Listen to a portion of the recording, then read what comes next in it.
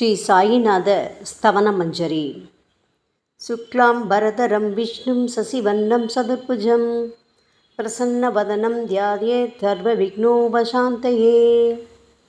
ஸ்ரீ கணேசாய நமக. மகா கணபதியே, எல்லாவற்றுக்கும் ஆதாரமானவரே, மயூரேஸ்வரா, எல்லாவற்றுக்கும் சாட்சியாக விளங்குபவரே, கௌரியின் புதல்வரே, எண்ணங்களுக்கெல்லாம் அப்பாற்பட்டவரே, பெருத்த வயிறுடையவரே, ஸ்ரீ கணேசா, எங்களை காத்தருள்வீர். நீ எல்லா பூதகணங்களுக்கும் முதல்வன், தலைவன். எனவே கணேசன் என அழைக்கப்படுகின்றீர்கள். நீ எல்லா சாஸ்திரங்களாலும் ஏற்றுக்கொள்ளப்பட்டவர். புனிதமான முகமுடைய பாலச்சந்திரனே, எங்களை காத்தருள்வீர். ஓ சாரதே, சரஸ்வதியே, கலைவாணியே, வாக்கின் தெய்வமே, நீ வார்த்தைகளுக்கெல்லாம் தலைவி. உலகின் உயிரோட்டத்தின் காரண கர்த்தாவே நீங்கள்தான். நீங்கள் படைப்பாளிகளின் இறைவி. நீங்கள் எப்பொழுதும் இத்தேசத்தின் அணிகலன். எங்கும் நிறைந்திருக்கும் எல்லையில்லாத சக்தியே, சரஸ்வதியே, உங்கள் பாதங்களை வணங்குகிறோம். முழுமையான பரபிரம்மே, மகான்களுக்கு பிரியமானவரே, பண்டரிநாதன் உருவில் வெளிப்பட்ட அவதாரமே, எல்லையற்ற கருணை உள்ளம் கொண்டவரே, பரமதயாளா, பாண்டுரங்கா. பொம்மலாட்டக்காரன் தன் கையில் உள்ள கயிற்றால் பொம்மைகளை ஆட்டுவிப்பது போல் பிரபஞ்சம் எங்கும் நிறைந்து நின்று உலகை ஆட்டுவிக்கும் ஒரு பொம்மலாட்டக்காரர் நீங்கள். உங்கள் மெய்ப்பொருளை உய்த்துணர அறிவியல் ஏடுகளும் புனித நூல்களும் இன்னமும் முயன்று கொண்டுதான் இருக்கின்றன. மெத்த படித்தவர்களுக்கோ நீங்கள் வெளிப்பட்டதே இல்லை. ஓ சக்கரபாணியே, பாண்டுரங்கா, அத்தகைய அறிவற்றவர்கள் வெறும் வார்த்தை ஜாலங்களிலேதான் சிக்கொண்டவர்கள். மகான்கள் மட்டுமே உங்களை உணர்வார்கள். மற்றவர்கள் குழப்பமடைந்துள்ளார்கள். உங்களுக்கு பக்தியோடு கூடிய சாஷ்டாங்க நமஸ்காரத்தை செய்கிறோம். ஓ 5 முகங்கள் கொண்ட சங்கரனே, மனித மண்டை ஓடுகளான மாலை அணிந்தவரே, நீலகண்டரே, திகம்பரா, ஓம்கார வடிவானவரே, பசுபதியே, எங்களை காத்தருள்வீர். எல்லா நேரங்களிலும் எவருடைய உதடுகள் உங்களுடைய நமச்சிவாய நாமத்தை உச்சரிக்கின்றதோ அவர்களது உலகியல் துன்பங்கள் முழுமையாக நீங்கிவிடும். ஓ ஜடாமுடியை தரித்த சிவனே, உங்கள் நாமத்தின் சக்தி அத்தகையது. உங்களது பாதங்களை வணங்கி நாங்கள் ஸ்ரீ சாயிநாதரின் புகழை கூறும் இந்த துதியை எழுதுகிறோம். இந்த அருட்பணி முழுமையடைய எங்களுக்கு அருள்வாயாக நீலகண்டா, ஆலகால விஷமுண்ட சிவனே. இப்பொழுது அத்ரி மகரிஷியின் புதல்வரான தத்தாத்ரேயர், அவரவர் குலதெய்வங்கள் இந்திரன், துகாராம், ஞானிகள் மற்றும் எல்லா சாய் பக்தர்களையும் பணிகிறோம். ஸ்ரீ ஷீரடி சாய்நாதா, உமக்கு வெற்றி கிட்டட்டும். பாவிகளை கடைத்தேற்றும் கருணையுள்ளவரே, உங்கள் பாதங்களில் எங்களது தலையை வைத்து வேண்டுகிறோம். உமது பாதுகாப்பை எங்களுக்கு அருள்வாய். நீங்கள் முழுமையான பரபிரம்மம், ஆனந்தத்தின் இருப்பிடம். நீங்களே விஷ்ணு. மன்மதனை எரித்த ஊமையொரு வாகனும் நீங்களே. சாயி, நீங்கள் மனித வடிவில் தோன்றிய இறைவன். அறிவு என்னும் ஆகாய சூரியன். நீங்கள் கருணை கடல். நீங்கள் பிறவி பிணிக்கு ஓர் அருமருந்து. நீங்கள் ஏழைகளுக்கும் கீழ்த்தட்டு மக்களுக்கும் விரும்பியதை கொடுக்கும் சிந்தாமணிக்கல். நீங்கள் உங்கள் பக்தர்களை பரிசுத்தப்படுத்தும் தெய்வம். உலக வாழ்க்கை என்னும் சம்சார கடலில் மூழ்குபவர்களை காப்பாற்றும் ஓடம். நீங்கள் அஞ்சுபவர்களின் புகலிடம். சாயி, நீங்கள் இந்த பிரபஞ்சம் தோன்ற முதற்காரணமான பரிசுத்த பேரின்ப பேருணர்வு, அதாவது சைதன்யம். நீங்கள் கருணையே உருவானவர். உங்களது பலவிதமான வெளிப்பாடுகளில் இந்த உலகமும் ஒன்று. நீங்கள் பிறப்பற்றவர். சாவும் உங்களை தொட முடியவில்லை. எங்களது நீண்ட ஆழமான சிந்தனைக்கு பின் வெளிப்பட்ட கருத்தே இது என் குருநாதா. பாபா, பிறப்பு இறப்பு என்பவை அஞ்ஞானத்தால் தோன்றும் வெளிப்பாடே. ஓ மகராஜ், நீங்களோ இறப்பும் பிறப்புமற்ற சுதந்திர பறவை அல்லவா? தண்ணீர் நீரூற்றுக்காக தோன்றினால் அதன் ஆதாரம் அங்கு இருப்பதாக அர்த்தமா? ஏற்கனவே நீர் பூமிக்குள் நிரம்பி இருந்தது. பூமியின் உள்ளே இருந்து ஊற்றாக வெளியே வந்தது, அவ்வளவுதான். மணற்படுகையில் நீர் ஊற்றாக வெளிப்பட்டதும் அது நீரோடை என்று பெயர் பெற்றது. தண்ணீர் இல்லாவிட்டால் அது வெறும் மணற்படுகையே. அந்த மணற்படுகையில் தண்ணீர் ஊற்றாக வந்தாலும் அல்லது வற்றி போனாலும் தண்ணீருக்கு அதனால் ஒன்றும் ஆவதில்லை. ஏனென்றால் தண்ணீர் அந்த மணற்படுகைக்கு எந்தவிதமான முக்கியத்துவமும் கொடுப்பதில்லை. ஆனால் அறியாமையால் மணற்படுகையோ நீர் நிரம்பி இருந்தால் அது பெருமைப்பட்டு கொள்கிறது. ஆகையால் நீர் வற்றிய உடனே அது மிகவும் மனவருத்தம் அடைகிறது.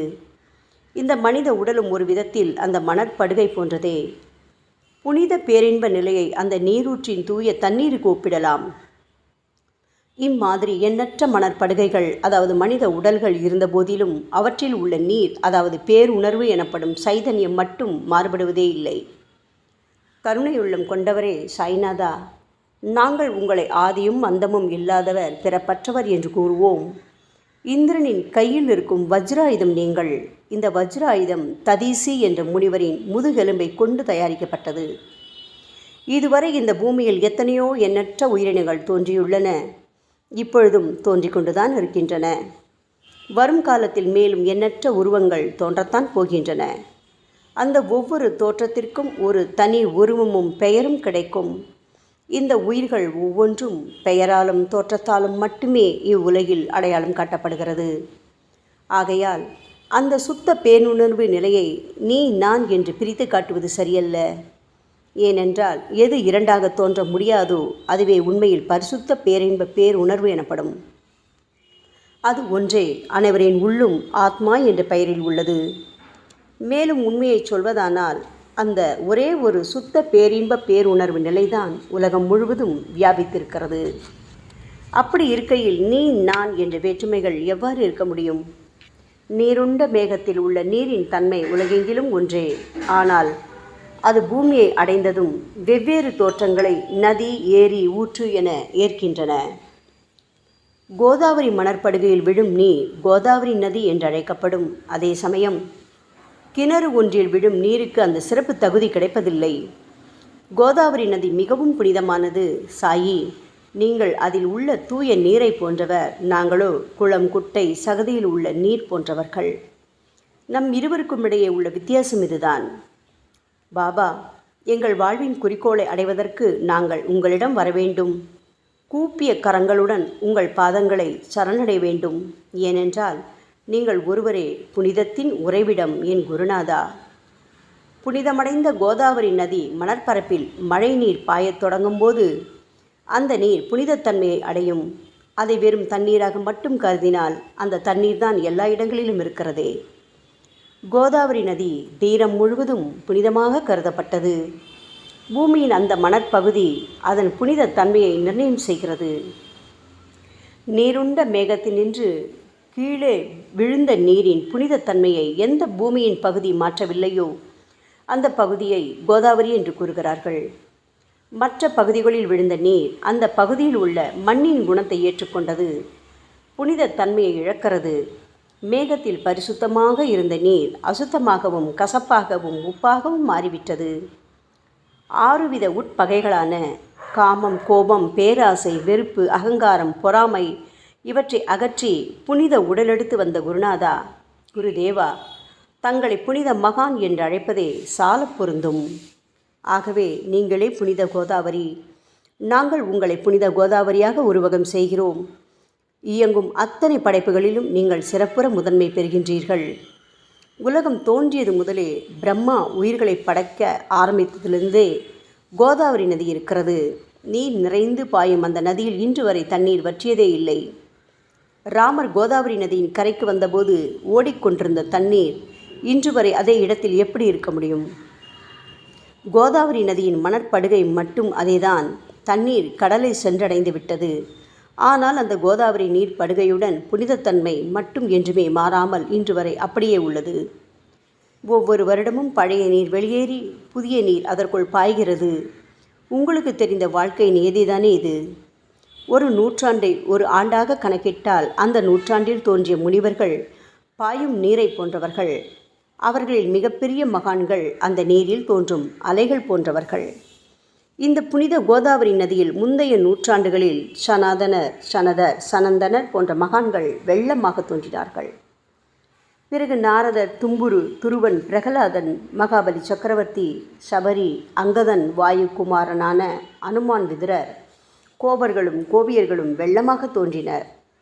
இவ்வாறு இன்று வரை கடந்த நூற்றாண்டுகள் ஒவ்வொன்றிலும் ஒன்றன் பின் ஒன்றாக மகான்களாகிய வெள்ளம் தோன்றியது.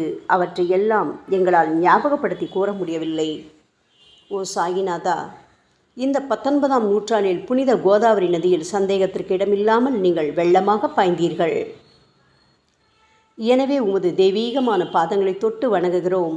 சாய் மகராஜா, நாங்கள் செய்யும் தவறுகளை தயவு செய்து உங்கள் கவனத்தில் வைத்து கொள்ள வேண்டாம் என மன்றாடி கேட்டுக்கொள்கிறோம். சாயி, நாங்கள் எளியவர்கள், ஏதும் அறியாதவர்கள், தீய குணங்கள் கொண்ட மிகப்பெரிய பாவிகள்.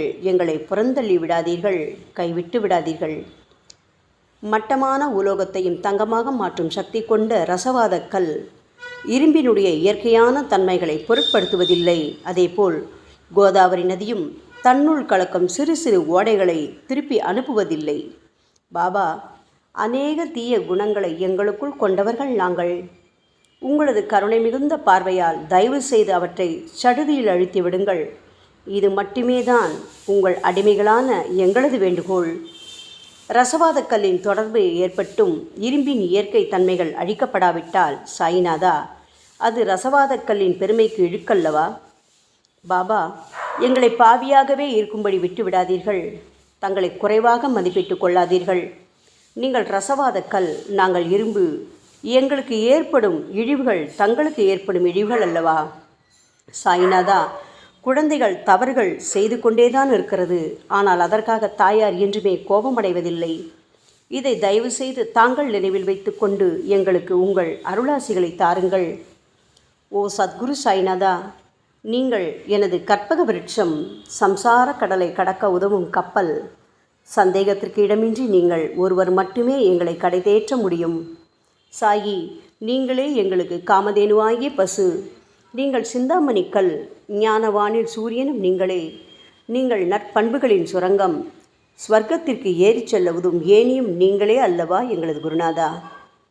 புனித செயல்களின் நிறைகள் நிறைய கொண்டவரே, பரிசுத்தமானவரே, சாந்தி மற்றும் பேரின்பத்தின் மொத்த உருவமே தீனதயாளா, குறைகளற்ற முழுமையான அறிவாக உருவெடுத்தவரே, மனிதர்களில் உன்னதமானவரே, சாந்தி மற்றும் மன்னிப்பதின் உறைவிடமே, எங்களின் அடைக்கலமே, எங்களை ஆசீர்வதியுங்கள், எங்களை ஆசீர்வதியுங்கள்.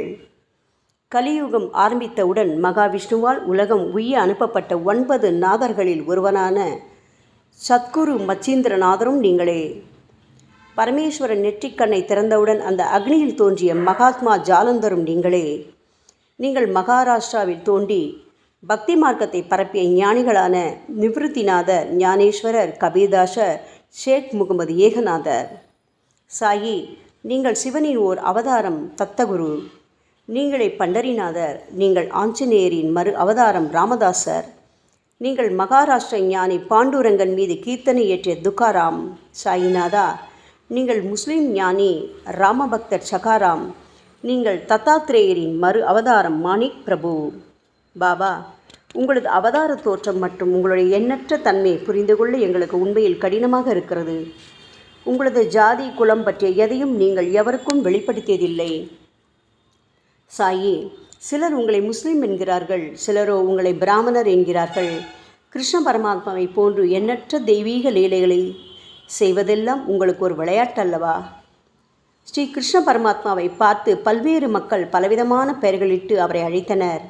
சிலர் அவரை யதுகுலத்தின் அணிகலன் என்றார்கள். சிலர் அவரை மாடுகள் மேய்க்கும் இடையன் என்றும் அழைத்தனர். தாயான யசோதை அவரை பச்சிளம் குழந்தை என்றாள்.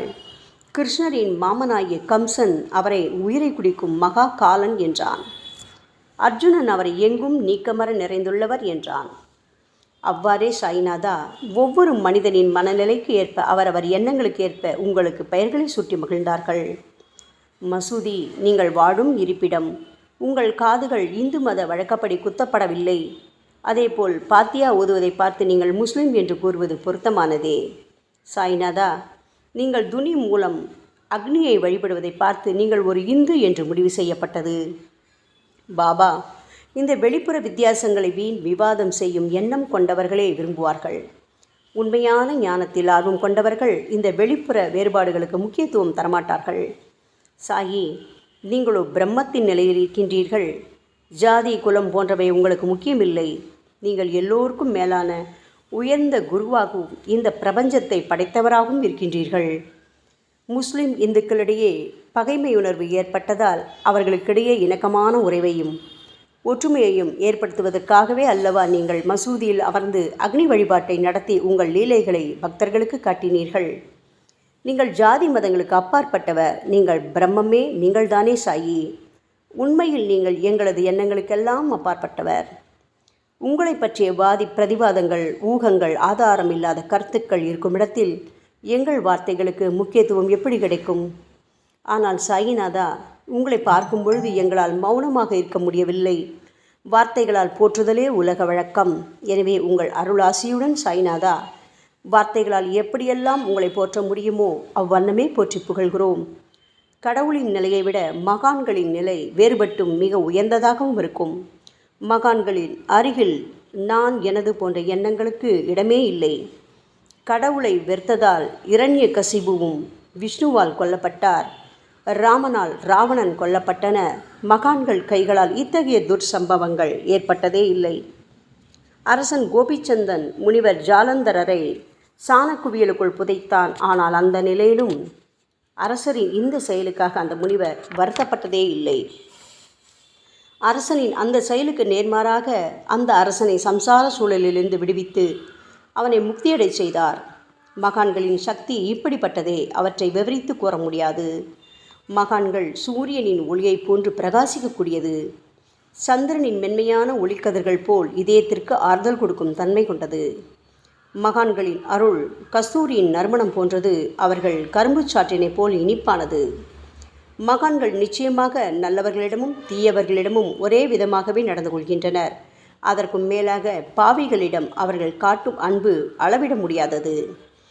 கோதாவரி நதியில் அழுக்கடைந்த துணிகளே சுத்தம் செய்யப்பட வேண்டி வருகின்றன.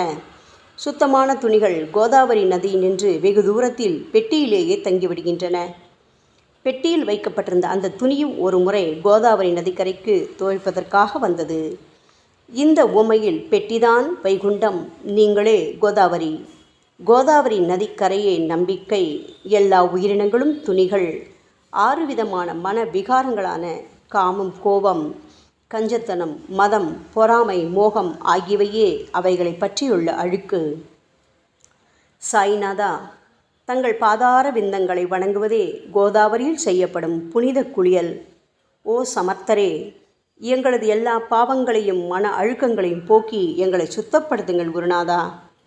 பாபா, எங்கள் சம்சார வாழ்க்கையில் உழலும் மக்களாகி நாங்கள் மேலும் மேலும் பாவம் செய்கின்றவர்களாக இருக்கிறோம். எனவேதான் உங்களை போன்ற மகான்களின் தரிசனம் பெறுவதற்கு நாங்கள் தகுதியுடையவர்களாகிறோம். கோதாவரி நதியில் தண்ணீர் நிரம்பியுள்ளது. படித்துறையில் துவைப்பதற்காக துணிகள் வருகின்றன. அவை துவைக்கப்பட்டு சுத்தப்படுத்தப்படாவிட்டால் அது கோதாவரி நதிக்கல்லவா இழுக்கை தேடித்தரும். என் குருநாதா, நீங்கள் அடர்ந்த இலைகளுடன் கூடிய நிழலையும் குளிர்ச்சியையும் தரும் மரம். உண்மையில் நாங்கள் எல்லாம் வழிப்போக்கர்கள். எங்களை 3 வித துக்கங்கள், அதாவது இயற்கை இடர்பாடுகளால் வரும் துன்பங்கள், எங்களது உடலுக்கு வரும் நோய் நொடிகள், அஞ்ஞானத்தால் நிரம்பிவிடும் பாவமூட்டை எனப்படும் வெயில் கடுமையாக சுட்டெரிக்கின்றன. கருணாமூர்த்தியே, சாயி, அந்த சுட்டெரிக்கும் 3 வித தாபங்களின் வெப்பத்திலிருந்து தயவு செய்து எங்களை காப்பாற்றும். தங்களது கருணை என்னும் குளிர்ந்த நிழல் இந்த சம்சாரம் என்னும் வாழ்க்கை கடலை கடக்க உதவும் தன்மை கொண்டது. பாபா, மரத்தின் அடியில் அமர்ந்தும் ஒருவன் சூரியனின் சுட்டெரிக்கும் வெப்பத்தை உணர்ந்தால் அது அந்த மரத்தை நிழல் தரும் மரம் என்று கூற முடியுமா என் குருநாதா? சாயி, உங்கள் அருளின்றி இந்த உலகில் நல்லது என்பது ஏற்படுவதில்லை. எனவேதான் தர்மத்தை நிலை நிறுத்துவதற்காக அந்த பரந்தாமனே அர்ஜுனனுக்கு நண்பனாக, வழிகாட்டியாக மற்றும் ஆன்மீகவாதியாக மாறினார். சுக்ரீவனின் அன்பினால் தானே விபீடனன் அரசன் ராமனின் நட்பை பெற்றான். சொல்லப்போனால் ஸ்ரீஹரியும் மகான்கள் மூலமாகத்தான் பெருமை பெற்றார்.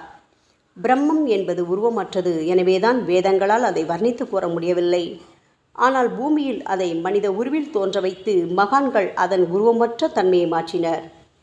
தாமாஜி என்ற பக்தனுக்காக பகவான் பாண்டுரங்கனை ஒரு தாழ்த்தப்பட்ட குலத்தில் பிறந்தார். சோகமேளா என்ற பக்தருக்காக உலகை காக்கும் தெய்வமே இறந்த எருமைகளின் உயிரற்ற உடல்களை எடுத்தார். மகாராஷ்டிர ஞானி மகான் ஏக்நாத் என்ற பக்தனின் பெருமையை உணர்ந்த பரம்பொருள் பாண்டுரங்கனின் மாறுவிடத்தில் வந்து தண்ணீர் சுமந்து உழைத்தார். உண்மையில் மகான்கள் எல்லாவற்றையும் தாங்கும் சக்தியும் சச்சிதானந்த பிரபுவாகிய இறைவனின் எஜமானர்களே. பாபா, இதற்கு மேல் நாங்கள் சொல்வதற்கு எதுவும் இல்லை. நீங்களே எங்களின் தாயும் தந்தையும். ஷீரடி கிராமத்தில் வசிக்கும் என் சத்குரு சாய்நாதா. சாயி, உங்கள் லீலைகளை எவர் ஒருவராலும் உண்மையிலேயே முழுமையாக புரிந்து கொள்ள முடியாது என்கின்ற பொழுது சாதாரண மனிதனாகிய நான் எவ்வாறு அவற்றை விளக்க முடியும் கூறுங்கள். எல்லா உயிரினங்களையும் காப்பாற்ற நீங்கள் ஷீரடிக்கு வந்திருக்கின்றீர்கள். மண் அகல் விளக்குகளில் வெறும் தண்ணீரை ஊற்றி அவற்றை எரிய வைத்தீர்கள். மிக குறுகிய மரப்பலகையை தொங்கும் ஊஞ்சல் படுக்கையாக்கி உங்கள் யோக சக்தியை உங்கள் பக்தர்களான எங்களுக்கு காட்டினீர்கள். அநேக பெண்களின் மலட்டுத்தன்மையை முழுவதுமாக நீக்கி குழந்தை பாக்கியத்தை பெறச் செய்தீர்கள். உதியின் மூலம் தீர்க்க முடியாத வியாதிகளையும் குணப்படுத்தி பரிபூர்ண சுகம் கொடுத்தீர்கள். என் சாயியே, இவ்வுலக சம்பந்தமான துன்பங்களை நீக்குவது உங்களுக்கு ஒரு பொருட்டே அல்ல. யானை ஒன்று எறும்பை சுமையாக கருதுமா? குருராயா, இப்பொழுது உங்களது பாதங்களை சரணடைந்து விட்டோம். எங்களை திருப்பி அனுப்பி புறந்தள்ளி விடாதீர்கள். எங்களின் மகாராஜ், நீங்கள் அரசர்களுக்கெல்லாம் அரசன். நீங்கள் குபேரனை விட செல்வம் அடைந்தவர். நிச்சயமாக தன்னிகரற்ற வைத்தியர். உங்களை விட மேலானவர் இந்த உலகில் நிச்சயமாக எவரும் இல்லை சாயி. மற்ற கடவுள்களை வணங்குவதற்கு தனித்தனியாக பூஜை பொருட்களும் வழிபாட்டு முறைகளும் உள்ளன. ஆனால் உங்களை வணங்குவதற்கு தகுதியான பொருட்களே இந்த உலகில் இல்லை என் குருநாதா.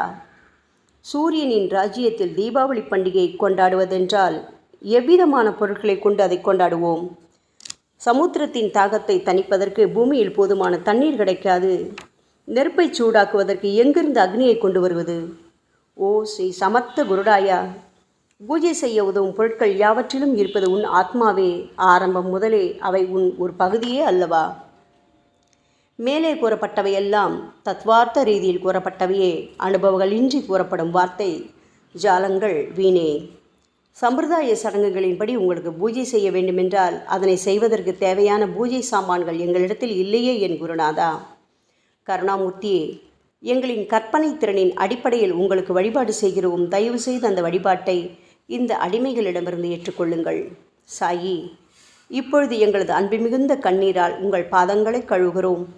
உண்மையான பக்தி என்னும் சந்தனத்தை அரைத்து சாந்தாக்கி உமக்கு இடுகிறோம். அழகிய வார்த்தைகளால் எழுதப்பட்ட இந்த துதியையை உமக்கு மாலையாக அணிவிக்கின்றோம்.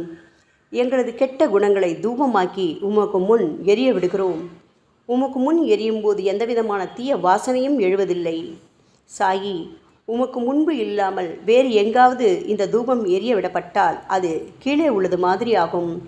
அதாவது சாம்பிராணியை நெருப்பில் போட்டவுடன் அது பொசுங்கி அதில் உள்ள நல்ல மனம் என்ற நற்குணம் அதை விட்டு மறைந்து போகிறது.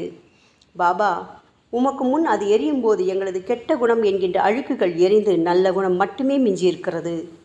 மனதில் உள்ள தீய குணங்கள் யாவும் எரிந்த பிறகு மனம் மாசற்ற தூய கங்கை தீர்த்தம் போல் ஆகின்றது. கருணை மூர்த்தியே, மாயை மோகம் என்ற தீபத்தை உங்கள் முன் ஏற்றி காட்டுகிறோம். அதன் மூலம் எங்களது மனம் வைராக்கியத்தை அடைய அருள்வீராக. பரிசுத்தமான நம்பிக்கை என்ற சிம்மாசனத்தை நீங்கள் என்னுள் அமர்வதற்கு ஆசனமாக உமக்கு தருகிறோம். அதில் அமர்ந்து கொண்டு எங்களது பக்தி என்ற நெய்வேத்தியத்தை ஏற்றுக்கொள்ளுங்கள் சாயி. எங்களது பக்தி என்ற நெய்வேத்தியத்தை ஏற்றுக்கொண்டு அதன் சாரை மட்டுமாவது எங்களுக்கு தயவு செய்து கொடுப்பீராக. ஏனெனில் நாங்கள் எல்லாம் உமது பால்குடி மாறாத பச்சிலம் குழந்தைகள் அல்லவா. உங்கள் அருட்பாலில் எனக்கு உரிமை உண்டு. பாபா, என் மனத்தையே உமக்கு தட்சணையாக கொடுக்கிறேன். ஆகையால் நாங்கள் செய்யும் காரியங்கள் யாவற்றிலும் நான் செய்கிறேன் என்று நாங்கள் உரிமை கொண்டாட முடியாது. ஏனென்றால் நினைக்கும் மனதைத்தான் உமக்கு அர்ப்பணித்து விட்டோமே சாயி. இப்பொழுது பணிவுடன் கூடிய பிரார்த்தனையோடு உங்கள் பாதங்களில் சாஷ்டாங்க நமஸ்காரம் செய்கிறோம். ஓ தெய்வீக சாய்நாதா, தயவு செய்து நீங்கள் அதை ஏற்றுக்கொள்ளுங்கள். 8 பிரார்த்தனைகள். சாய்நாதா, சாந்தமான மனம் உடையவரே, அறிவின் சிகரமே, அன்புள்ளம் கொண்டவரே, கருணை கடலே, உண்மையின் உறைவிடமே, மாயை என்னும் இருளை அகற்றுபவரே, ஜாதி மதங்களுக்கு அப்பாற்பட்ட துறவியே, எங்களின் புரிந்து கொள்ளும் திறமைக்கும் அப்பாற்பட்டவரே, அன்பின் இருப்பிடமே, ஷீரடிநாதா, எங்களை காப்பாற்றும், எங்களை காப்பாற்றும். ஞான சூரியனே, ஞானத்தை அளிப்பவரே, எல்லாவித நல்ல செயல்களையும் செய்பவரே, பக்தர்களின் மனங்களில் ஒளிரும் பரமஹம்சரே, தங்களை சரணடைந்தவர்களை காப்பவரே, சாயி, படைக்கும் தொழில் புரியும் பிரம்மாவே நீங்கள், காக்கும் கடவுள் விஷ்ணுவே நீங்கள். 3 உலகங்களையும் கடைசி லயமடையச் செய்யும் ருத்ரனுமான சிவனும் நீங்களே. பாபா, நீங்கள் இல்லாத இடமே இந்த பூமியில் ஏது? எல்லாம் அறிந்த இறைவன் நீங்கள். எங்கள் அனைவரின் இதயங்களிலும் வசிப்பவரும் நீங்கள்தானே சாயி. என் குருநாதா, எங்களது எல்லா குற்றங்களையும் மன்னிக்க வேண்டும் என வேண்டி கேட்டுக்கொள்கிறோம். அலை அலைகளாக வரும் சந்தேகங்களையும் மன மயக்கங்களையும் போக்குவீராக. சாயிநாதா, நீங்கள் பசு, நான் புதிதாக பிறந்த இளங்கன்று, நீங்கள் சந்திரன், நாங்கள் சந்திரகாந்தக்கள். தங்கள் பாதங்கள் புண்ணியத்தை கொடுக்கும் கங்கை நதி. பணிவுடன் சாய் அடிமைகளான நாங்கள் உங்கள் பாதங்களில் வணங்குகிறோம். உங்கள் கைகளை எங்கள் தலைமீது வைத்து ஆசி கூறுங்கள். எங்களது கவலைகளும் துன்பங்களும் அனைத்தும் பறந்தோடட்டும். நாங்கள் எல்லாம் உங்கள் குழந்தைகள் அல்லவா சாயி. பாபா, இந்த 8 துதிகளையும் கூறி நாங்கள் உங்களை சாஷ்டாங்க நமஸ்காரம் செய்கிறோம். எங்களது பாவங்கள், துயரங்கள், ஏழ்மை யாவும் உடனடியாக விலகட்டும். சாயிநாதா, நாங்கள் உங்களது பாத கமலங்களையே எங்களது உயிர் மூச்சாக கொண்ட உங்களது அன்பு குழந்தைகள். தயவு செய்து எங்கள் மீது கடுமை காட்டாதீர்கள். நீங்கள் தூய சந்தனம், நாங்களோ முள்ளடர்ந்த புதர். நீங்கள் புனிதமான கோதாவரி, நாங்களோ பெரும் பாவிகள். ஓ குருநாதா, உங்கள் தரிசனம் கிடைத்த பிறகும் எங்களிடம் உள்ள கெட்ட குணங்கள் என்ற அழுக்கு எங்கள் மனதிலேயே தங்கி இருக்குமானால் உங்களை சந்தனம் எப்படி என்று கூறுவார்கள்? கஸ்தூரியின் அருகாமையினால்தான் மண்ணும் மலரின் தொடர்பினால்தான் நாரும் மனம் பெறுகிறது. மகான்களும் அப்படிப்பட்டவர்களே. அவர்களுடன் தொடர்புடைய எந்த பொருளும் மிகவும் உயர்வாக மதிக்கப்படுகிறது. சிவபெருமானின் விபூதி, நந்தி ஆகியவற்றை ஏற்றுக்கொண்டதால் 8 திக்குகளிலும் அந்த பொருட்கள் புகழ் பெறுகின்றன. இடையர்களை மகிழ்விப்பதற்காக யமுனை நதிக்கரையில் உள்ள பிருந்தாவனத்தில் உலகிற்கெல்லாம் இறைவனான கிருஷ்ண பரமாத்மா ஊரியடி என்ற விளையாட்டை விளையாடினான். அனைவராலும் அது ஏற்றுக்கொள்ளப்பட்டது. ஆகவே நாங்கள் பாவிகளான போதிலும் உங்கள் சேவையில் ஈடுபட்டுள்ளோம். ஓ குருநாதரே, எங்களது நிலைமையை பற்றி மனதில் தயவு செய்து எண்ணிப்பாரும். ஓ சாயிநாதா கருணாமூர்த்தியே, இந்த லௌகீக உலகிலோ அல்லது ஆன்மீக வழியிலோ எந்த விஷயங்களெல்லாம் எங்களுக்கு சந்தோஷத்தை கொடுக்கும் என எங்களது மனம் சந்தேகமில்லாமல் நம்புகின்றதோ அவற்றையெல்லாம் நீங்கள் எங்களுக்கு அளித்தருள வேண்டும் சாயி. உங்களது கருணையால் இந்த மாதிரி செய்துவிடுங்கள் சாயி. எங்களது மனத்தை அடக்கி விடுங்கள். சமுத்திரங்கள் எல்லாம் தித்திப்பாக மாறினால் பிறகு அவை உப்பு கரிக்குமே என்ற பயம் தோன்றாதே. பாபா, சமுத்திரத்தை தித்திப்பாக்கும் சக்தி உங்களுக்கு உண்டு. ஆகையால் தான் எங்களது இந்த வேண்டுகோள். தயவு செய்து இந்த வேண்டுகோளை நிறைவேற்றுங்கள் சாயி. எங்களிடம் என்னென்ன குறைகள் உண்டோ அவை அனைத்தும் உங்களுடையதே. ஆத்ம ஞானம் பெற்றவர்களில் முதலிடத்தில் உள்ள உங்களிடம் குறை என்பதை பொருந்தாதே. சரணாகத வச்சலா, இப்பொழுது இதற்கு மேலும் நான் ஏன் அதிகம் பேச வேண்டும்? நீங்கள் மட்டும்தானே எங்களது ஒரே அடைக்கலம். தாயின் இடுப்பில் உள்ள குழந்தை இயல்பாகவே பயமற்று இருக்கும் அல்லவா? மகாராஜா, இந்த துதியை எவரவர்களெல்லாம் அன்புடனும் ஆத்மார்த்தமாகவும் படிக்கின்றார்களோ அவர்கள் ஒவ்வொருவரின் ஆசைகளை தயவு செய்து நிறைவேற்றி கொடுங்கள் சாயி. இந்த துதியை படிப்பவர்களின் 3 வித தாபங்களையும், இயற்கையின் இடர்பாடுகளில் வரும் துன்பங்கள், நமது உடலுக்கு வரும் நோய் நொடிகள், அஞ்ஞானத்தால் நிரம்பிவிடும் பாவம் மூட்டை ஓராண்டிற்குள் விலகிவிடும் என்பதே இந்த துதிக்கு உங்களது ஆசையாக என்றென்றும் நிரந்தரமாக இருக்க வேண்டும் பாபா. பாராயண முறை. குளித்து முடித்துவிட்டு மனதில் முழுமையான நம்பிக்கையுடன் தொடர்ந்து இந்த துதியை பாராயணம் செய்ய வேண்டும். அப்படி முடியாவிட்டால் வாராவாரம் வியாழந்தோறும் சத்குருவை வணங்கி அவர் உருவை தியானம் செய்து கொண்டு இந்த துதியை பாராயணம் செய்யுங்கள். இதுவும் கூட முடியாவிட்டால் மாதம் வரும் 2 ஏகாதசி தினங்களில் இந்த துதியை பாராயணம் செய்யுங்கள். இது ஏற்படுத்தும் விளைவுகளை பார்த்து அதிசயப்படுவீர்கள். குருமூர்த்தியான சாய்நாதர் இந்த துதியை பாராயணம் செய்பவர்களுக்கு இவ்வுலகியல் ஆசைகளை முழுமையாக உடனடியாக நிறைவேற்றுவார். இந்த துதியை திரும்ப திரும்ப பாராயணம் செய்வதால் முட்டாள்கள் கூர்மையான புத்தியை அடைவார்கள். யாருடைய வாழ்நாளாவது குறைவானதாக இருப்பேன் இந்த துதியை அவர்கள் படிப்பதால் 100 ஆண்டு காலம் வாழ்வார்கள்.